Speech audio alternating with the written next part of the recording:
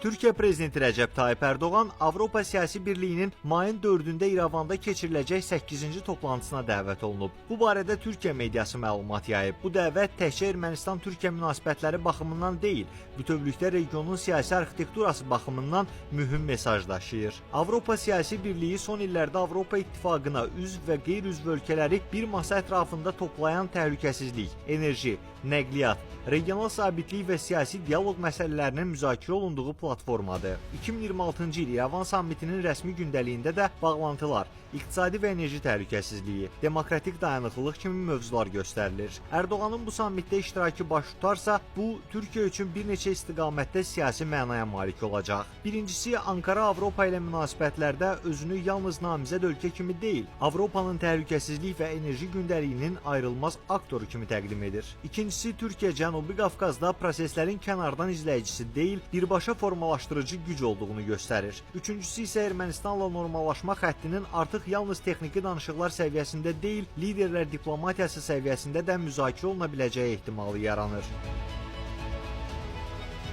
Türkiye Cumhuriyeti Cumhurbaşkanı Sayın Erdoğan ise katılıp katılmayacağı henüz belirsizliğini korurken muhtemel tahminler o yöndeki katılım oranının yüksek olacağı ifade ediliyor. Türkiye Cumhuriyeti'nin her zaman Ermenistan'a vermiş olduğu mesaj şudur.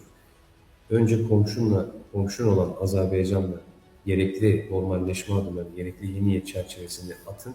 Akabinde Türkiye Cumhuriyeti olarak biz de 3. ülke olarak normalleşmeye adım adım geliştirelim. Dolayısıyla bu kapsamda bakıldığı zaman şimdi sık sık görüşmelerle başladı. Azerbaycan'la Ermenistan arasındaki yetkililer bir masada toplanmaya başladı ki bu oldukça önemli ve güzel bir gelişme. Bölgenin önümüzdeki projeksiyonu ve geleceğine ilişkin. Avrupa Birliği bölgesel bağlantı gündemi, küresel geçit koridorları ve buna bağlı Trans-Hazar ulaşım koridoru doğrultusunda Güney Kafkasya'ya ilgi duyuyor. Dolayısıyla burada kurulabilecek bir yeni hat, yeni ticaret hattı, yeni boru hattı, enerji hattı siyasi güvenden geçer. Yani söz konusu bölgelerin güvenli olması gerekiyor. Erdoğan Avropa Siyasi Birliyinin ilk toplantısında 2022-ci ilin oktyabrında Praqada iştirak edib. Həmin sammit Rusiyanın Ukraynaya qarşı müharibəsinin başlanmasından sonra Avropada təhlükəsizlik arxitekturasının yenidən müzakirə olunduğu bir dövrdə keçirilmişdi. Daha sonra Erdoğan 2024-cü ilin noyabrında Budapeşt sammitinə, 2025-ci ilin mayında isə Tiranadakı 6-cı toplantıya qatılıb. Bu iştirakçılar Türkiyənin Avropa ilə münasibətlərdə oyundan kənar vəziyyətdə qalan ölkə görüntüsünü qəbul etmədiyini göstərir. Ankara NATO üzvü enerji dəhlizlərinin əsas keçid ölkəsi, Qaradəniz təhlükəsizliyinin mühüm aktoru və Cənubi Qafqazda strateji oyunçu kimi Avropanın qərar masalarında yer almaq istəyir. Bu mənada İrəvan sammiti Türkiyə üçün həm regional, həm də Avropa istiqamətli diplomatik vitrin ola bilər. Amma məsələ təkcə Türkiyə-Ermənistan xətti ilə məhdudlaşmır. Azərbaycan amili burada həlledici yer tutur. Çünki Ankara ilə İrəvan arasında normallaşma prosesi, xüsusilə sərhədlərin açılması, nəqliyyat kommunikasiya xəttlərinin bərpası və diplomatik münasibətlərin qurulması məsələləri Bakı ilə İrəvan arasında sülh gündəliyindən ayrı qiymətləndirilmir.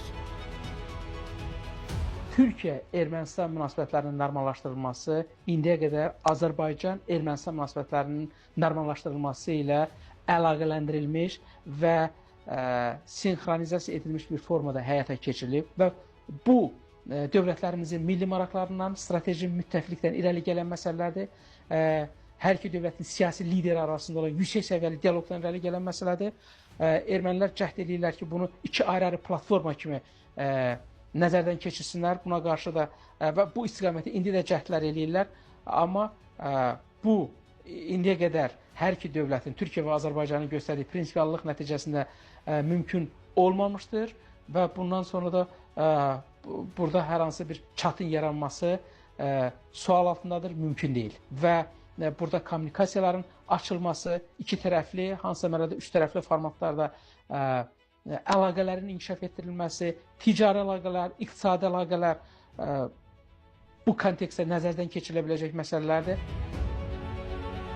Əslində bu səfər reallaşarsa, başqa mümkün ssenarilər də var. Əgər Erdoğan İrəvana getsə, bu Ermənistan üçün ciddi diplomatik uğur kimi təqdim oluna bilər. Paşinyan hökuməti bunu regional izolyasiyanın qırılması kimi göstərməyə çalışacaq. Amma eyni zamanda bu Ermənistan üçün məsuliyyət də yaradacaq. Çünki Türkiyə liderinin İrəvana səfəri sadəcə protokol addımı kimi qala bilməz. Sonrasında ondan normallaşma və sülh prosesində konkret nəticə gözləntilər artacaq. İkinci ehtimal odur ki, Türkiyə iştirak qərarını Azərbaycanla sıx koordinasiya edərək versin və bu platformadan Ermənistan üzərində diplomatik təzyiq vasitəsi kimi istifadə etsin. Bu halda Ankara İrəvana jest kimi görünməklə yanaşı aydın bildirəcək ki, regionda davamlı sülh Azərbaycanın maraqları və yeni geosiyasi reallıqlar nəzərə alınmadan mümkün deyil. Üçüncü ehtimal isə iştirakın daha aşağı səviyyədə təmsilçiliklə həyata keçirilməsidir. Bu halda Türkiyə sammitə tam boykot mesajı verməz, amma Erdoğan səviyyəsində siyasi legitimlik də qazandırmaz. Bu variant Ankara üçün həm Avropa platformasında qalmaq, həm də Ermənistanla normallaşma prosesində ehtiyatlı davranmaq deməkdir. Nəticə itibarilə Erdoğanın İrəvan sammitinə mümkün qatılımı Cənubi Qafqazda yeni diplomatik testdir. Bu testin cavabı yalnız Ankaranın qərarından asılı deyil.